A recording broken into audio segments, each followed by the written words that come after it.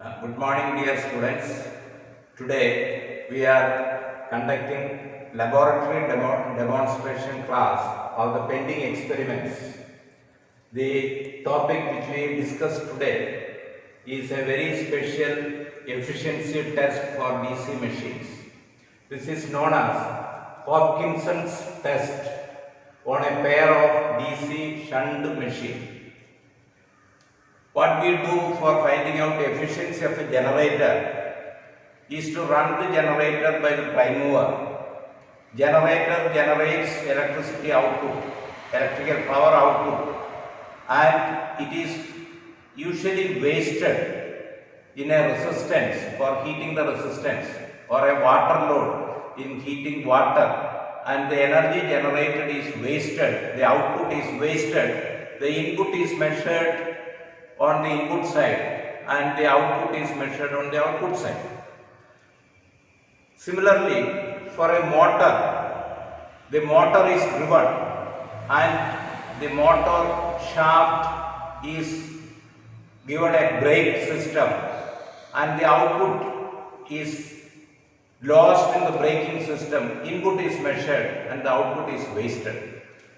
In doing this experiment in a motor or a generator, the output is not usefully made use of, but it is wasted in the loop. Hopkinson, who has found out an ingenious method of finding out the efficiency, if there are two identical DC machines, a DC motor can be very well run as a DC generator, and a DC generator can very well be run as a DC motor.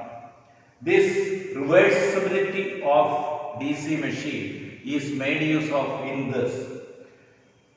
The two machines, one is run as a motor and another is run as a generator. Motor drives the generator and generator produces electricity. This electricity produced by the generator is fed back into the system, fed back to the motor, so that the motor draws only the balance power required to feed the losses. The output is effectively made use of, and it is known as a regenerative test. The test is also known as regenerative test.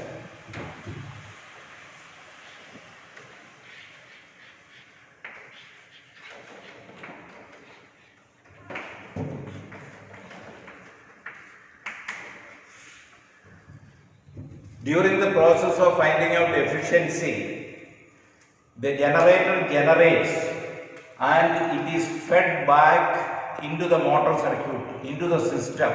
That is why this is known as a regenerative test. What is lost here in finding out the efficiency input and output is only the losses, energy, the other energy is fed back into the system.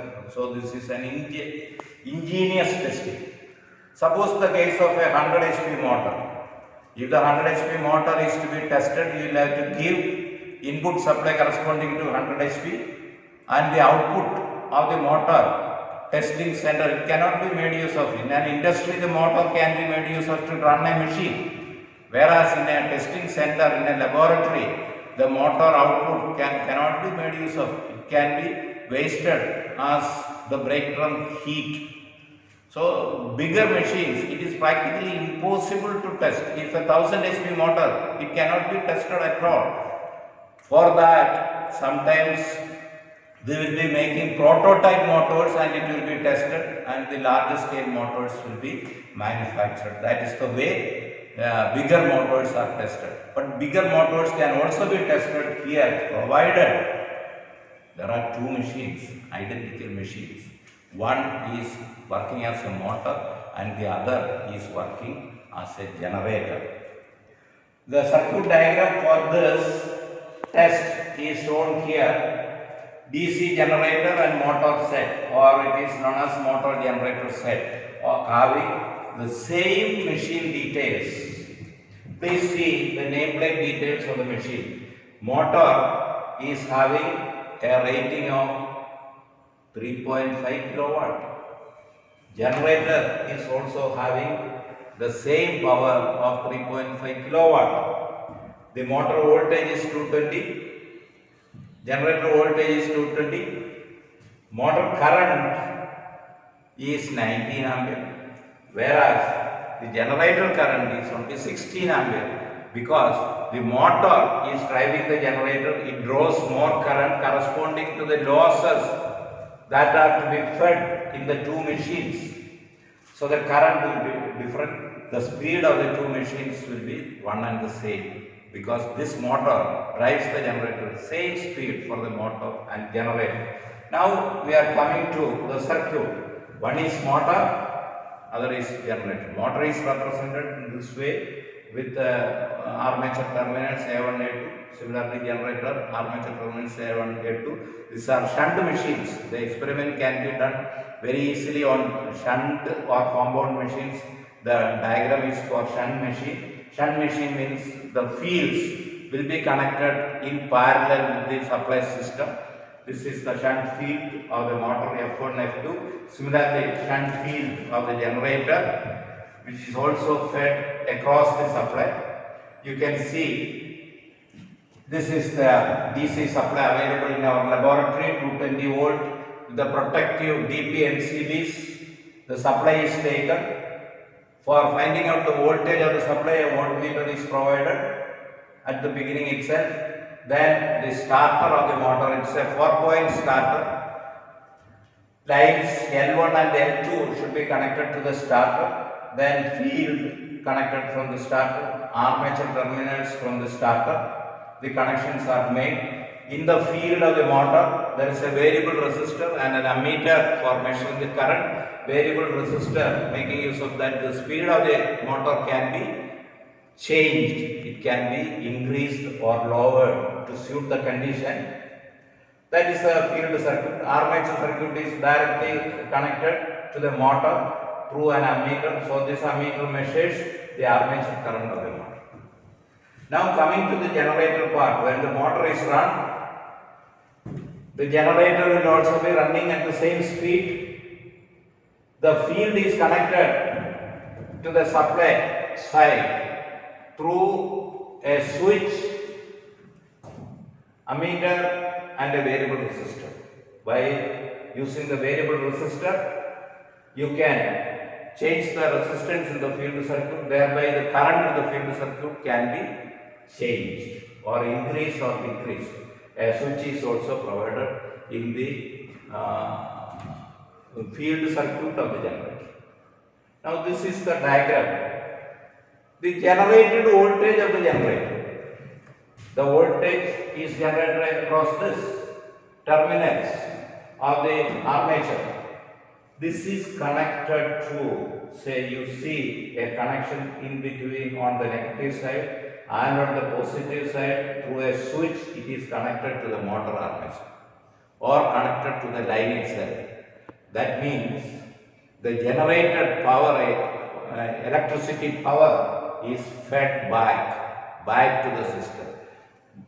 That means from this system, initially the motor power, total power was drawn. When the generator started generating, the power is fed back to the system. The net power drawn from here is the losses of the two machines. Only the losses of the two machines. The other power outputs are balanced. The losses. Now the loss of one machine will be just half of the total loss. Loss of the motor, loss of the generator can be taken as, you can divide in between two. That's the way the losses are found for the motor and generator separately. The efficiency will be equal to output divided by output plus losses. Output plus losses is merely input. Similarly for generator, output divided by output plus losses. In the losses, you will be having winding losses, armature losses, etc., current losses, and also the constant losses. The constant losses can be divided between these two. You can see the speed of the two machines will also be the one and the same, identical machines. Naturally, the friction windage losses is more or less equal for the two, and it can be divided. The calculations will be especially given in the manual or description of the experiment. From those detailed calculations, notes on calculations, you can work out the efficiency of the two machines. Now, after doing all these connections, this ammeter initially will be measuring the current taken by the motor, total current taken by the motor. Subsequently, generator power is when it is fed back to the motor. The motor takes partial current from the system and partial current from this generator. That means the current here will be coming down. Its value will be getting reduced because power is coming from the generator. When the generator power is to be fed back, you will have to ensure certain things. This is the positive side and this is the negative side of the motor. The generated supply on this side of the switch, this can be a positive one and this is negative, or if connections were in the wrong side, this one may be a positive terminal and this one may be another negative terminal. It can be the opposite also. If it is in the opposite, feedback is not possible. For getting feedback from the generator, this side should be essentially positive. How do we will see it is positive? For that, a switch is provided, a voltmeter is connected in between across the switch. If two positive sides are coming up, this is 220 volt supply voltage, and if the generator is generating 200 volt, for example, 220 the supply voltage, generator generates 200 volt. If the plus terminals are connected together, the voltmeter will be reading 20 volt difference. That means the voltage generator is inadequate and 20 volts. If the connections were wrong, what happens? The voltmeter will read 220 plus 200. What so that 420 volts will be read by the voltmeter. So, noting the voltmeter reading, we can judge whether the generator polarities are the one which is required for feedback. That voltmeter readings give you an idea whether the connections are correct. So, they make the voltage of the generated voltage equal to the supply voltage, and when the voltmeter reading, this voltmeter reading is 0, the difference voltage is 0, you can close the switch. The switch can be closed. Only after making sure that the voltage across the switch is 0, the switch can be closed. Once the switch is closed, supply is given to motor and generator in parallel. Then the loading can be done to the motor. How will you do the loading? Increase the generated voltage. How will you increase the generated voltage? The field current can be increased by cutting down the resistance in the field of the generator. So, the field current increased means this one will be giving rise to more voltage. More voltage means that will be circulating through the motor. Generator getting loaded. Naturally, the motor should take more power. So, this one will be a cumulative action. You can increase the current to any value which you desire to the full load, half load, 1/4 load. Any other load can be made here by changing the field resistance of the generator. In this way, the loading can be done. Now, take the reading of the voltmeter. Voltmeter will give the voltage The field current is measured for the motor, field current is measured for the generator. So field losses we can calculate. This is the voltage and current, that is the field losses. Then in the armature currents are this armature current plus this current will be the armature current of the motor. Armature current of the generator will be the armature current here. Armature copper losses can also be calculated. If those values are deducted from the total power taken, you will be getting the constant losses. That is divided in between two. The way, so all the losses are found out, you can calculate the efficiency as output divided by output plus losses. So larger machines, the peculiarity, the speciality, the importance of Hopkinson test. If there are in factories, identical machines are made in many numbers. In factory, such machines are available. So the larger machines, if it is to be tested, it can be tested in this way by making use of Hopkinson test. A 500 HP motor. Again, a 500 HP motor can be run as a generator. 500 HP another motor can be taken and connected like this. We will be needing only the losses from the system. By means of that, the 500 HP loading of the motor and generator can be easily done. It's a very special regenerative test. In a similar way, in transformers also there are regenerative tests. Back-to-back test. This is again known as another term, back-to-back test. The generator is backing the power of the motor. Back-to-back test. In transformers, that regenerative test is known as Sumner's test, I think so. Sumner's test. The person, the scientist who found out that back-to-back test is Sumner's test. It is also very similar to that. Two transformers of identical design can be tested back to back, making use of this. So this is a very ingenious, useful test for testing larger machines. Its descriptive procedure, calculation, etc. will be sent to you. And the readings will also be sent to you. Making use of the readings, you will have to find out the efficiency of each motor and the generator separately. Draw the curve, output versus efficiency, that is efficiency characteristic.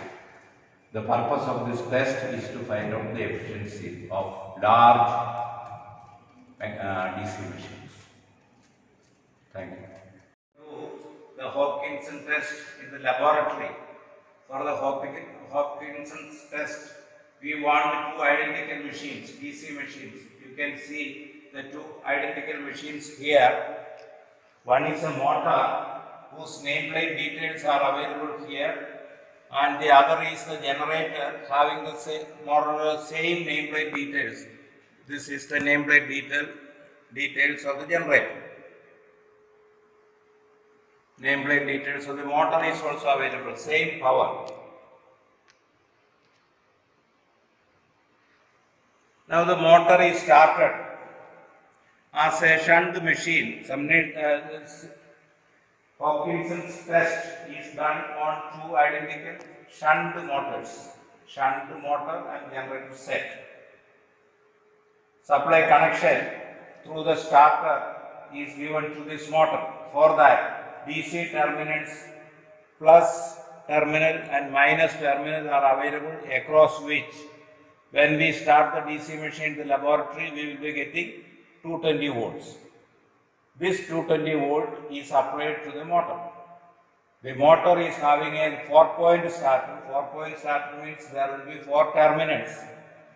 2 terminals are L1, L2. The line terminal 1, line terminal 2. Then an armature terminal A is there and a field terminal F is also there. Starter is mounted on the side of the test arrangement.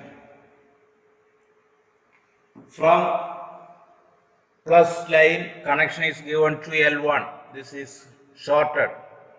Similarly, from minus terminal of the supply, it is connected to L2. Now we are tracing the armature connection of the motor. From A, it is connected to an ammeter which is capable of reading the full load current of the motor. The full load current of the motor is 19 amperes. So this is a meter of 30 ampere range connected in series, and the connection goes to A1. So the armature one side connection is given. From A2, you can see the connection is going to F2 and again to finally L2. So A2 is given to L2, the second line. Now when we trace the connection of field winding F, it is connected to the one terminal of the rheostat, and from the rheostat it is connected to an ammeter. From the ammeter it is connected to F1. So the one side of the field winding of the motor is connected F1 to the F of the starter.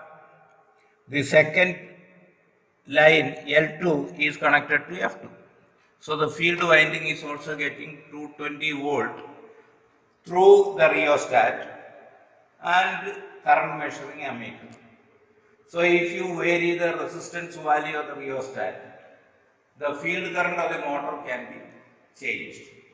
When the field current of the motor is maximum, the speed of the motor will be minimum. When the field current of the motor is reduced, the speed is going up. So for increasing the speed, you want to reduce the current in the field or increase the resistance in the field. By that, you can get the required speed. The required speed for this set is 1500. So once the motor is started, what we are going to do is we will be bringing the speed of the motor to 1500 RPM. So the motor is running at 1500 RPM. Coming to the generator side, field winding of the generator is fed from the main supply 220 volt DC.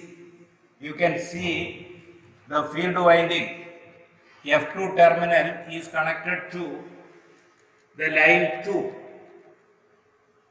F1 terminal is connected through the ammeter and the rheostat to line 2. This other terminal of the DC supply. So the field winding of the generator is getting supply from the mains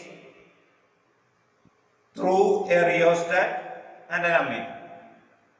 If you reduce the current in the field winding of the generator, shunt generator is fed directly from the supply system where 220 volt is available. You can see the connections to the field winding. One connection is taken, F2 is taken directly from the main supply terminal L2. The second connection is coming from the field winding terminal F1 to the ammeter. From the ammeter it goes to the rheostat resistance, variable resistance, and again coming back to the positive line. So the field F1 and F2 are connected parallel to the supply with a rheostat in series and an ammeter. So the field current can be measured by the ammeter. Field current can be changed by varying the resistor in the field circuit. So it is an adjustable field. Field current is adjustable. What happens when the machine is run at a specified speed of 1500 rpm and the field connection is given to the generator will start generating depending upon the magnitude of the current. The voltage will be available across A1 and A2. This voltage is fed back to the system. In order to feed back to the system, the voltage between A1 and A2 of the generator should be equal in magnitude and polarity to the supply voltage. Equal in magnitude and polarity. That is checked by a differentiation between the 2 volts. The voltage terminals are connected from A1, it is connected to the incoming line directly. The second A2 is connected through an ammeter, then through a switch to the terminal there, the other terminal of the incoming supply A1. The voltage at this switch point is measured using a voltmeter. If there is voltage in between the closing switch, it will be indicated. For closing the switch for parallel operation, the voltage shall be 0. That if it is not achieved, one thing is sure, the connection polarity has gone wrong. If the polarity is wrong, you will be getting an addition of voltage 220 plus the voltage generated here. Suppose the voltage generated here on the generator side is 100 volts and the supply voltage is 220. Across the switch, 100 plus 220 will be coming, that is 320 volts will be appearing, which means the polarity is wrong. Then the connection here between A1 and A2, this connection taken from A1 is changed to A2 and connection at A2 is given to A1. Polarity is made same. Once polarity is made same, for the previous condition, say the voltage, applied voltage is 220, generator voltage is 100, so the voltmeter reads 220 minus 100, 120 volts. The difference voltage comes. So whenever the voltage is found less than the supply voltage, the polarity is same. Whenever you find the voltage is more than the supply voltage, the polarity of the incoming generator is wrong. That is to be corrected. Once correction is made, polarities are made equal. Then we will have to make the magnitude of the voltage generator equal. For that, the 100 volt generator shall be increased to 220. How can we increase the voltage? We can increase the voltage by increasing the excitation. Increasing the excitation means the resistance is to be cut, resistance is to be reduced. The field current will go up. Naturally, the voltage will also go up. When it reaches the specified supply voltage of 220, the voltage difference here will be 0. When the voltage is 0, you can close the switch and the two systems are now working in parallel. Or generator supply is fed back to the motor terminals and motor draws power partly from the supply system and partly from the generator. The output of the generator is given as to the motor. The net power drawn from the system is only the losses of the two machines. The losses of the two machines can be worked out by noting voltmeter readings and various ammeter readings. And the losses, the constant losses will be divided between the two as equal, because the two machines are of same make, same capacity, same working at same RPM. So the losses can be effectively divided into two and we can find out efficiency for various currents. That is the way we are finding out the efficiency of each machine. So the power that is consumed from the system is only for the losses. Any amount of power can be circulated in between The generation is fed by, that is why it is known as a regenerative experiment, an experiment of regeneration. Now we can run the machine.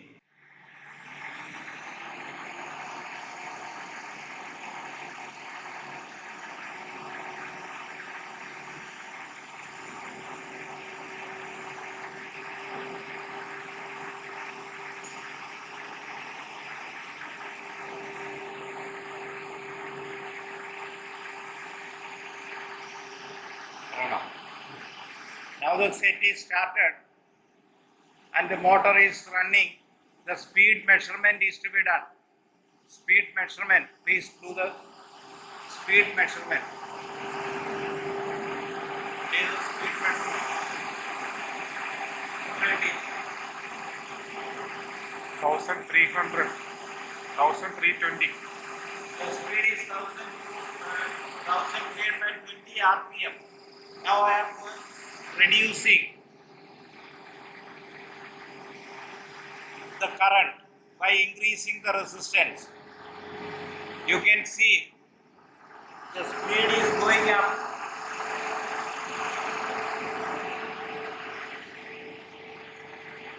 Let me show you. Speed is going up.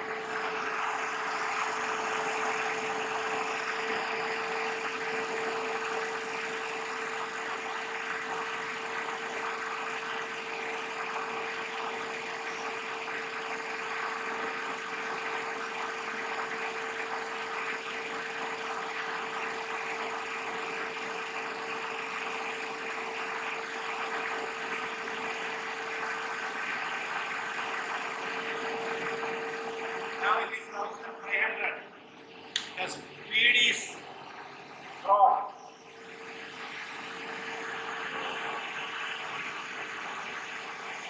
Anyway, the generator field is having a current now because it is connected between lines, incoming line. There is a current of the field current of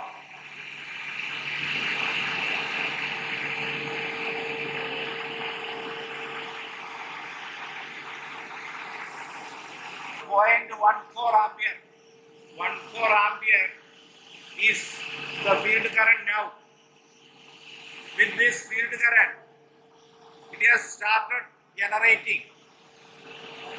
The voltage between these two terminates now.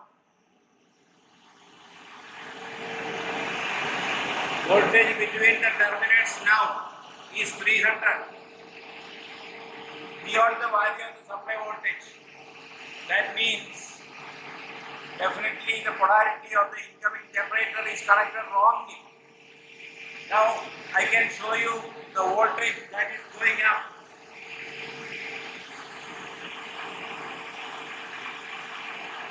You can see the summation happens. The voltage is going up. The connection is wrong. It is not a parallel connection. It is a series connection now. So the voltage is getting added. Now what we are going to do is to change the polarity here. The polarity for the experiment will have to be done after switching off because there is voltage here. There is voltage. So you will have to switch off and start again.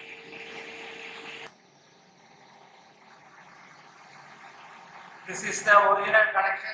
Now I am going to change the polarity by interchanging the connections.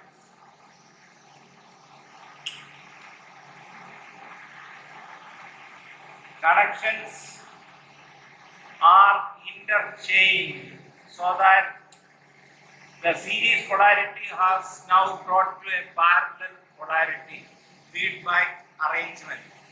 So the connection is changed. Naturally, the voltage across the switch presently is the difference. Definitely less than 230. Now we can start. The very same procedure which is repeated, starting the machine, bringing the speed to 1500.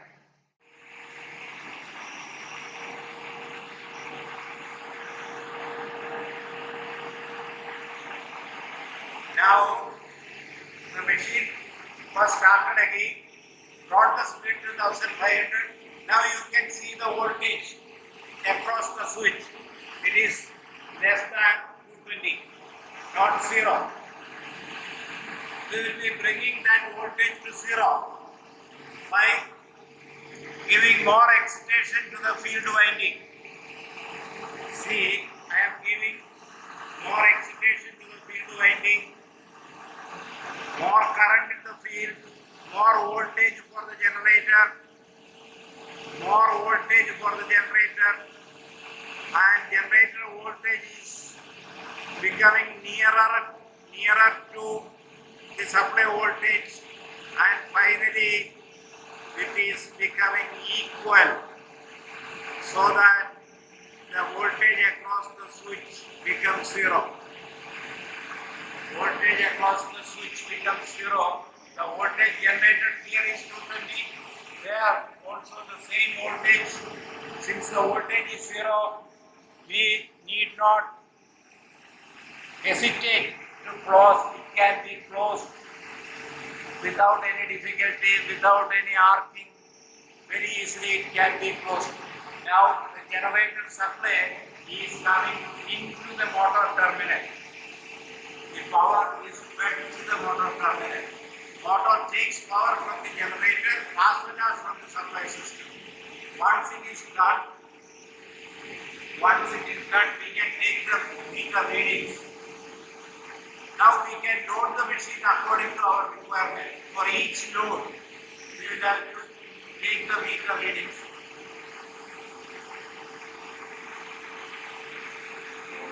See, the generator ammeter is reading almost to zero, so the generator is not loaded at all. It's almost to zero. Now we will be increasing the generator current by giving more excitation.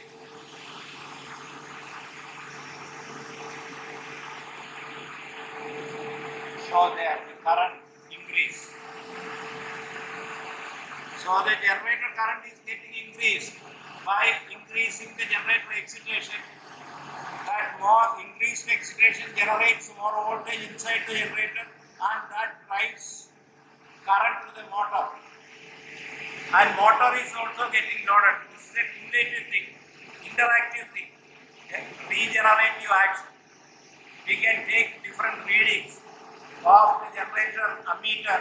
Similarly, all other ammeters in the circuit and power.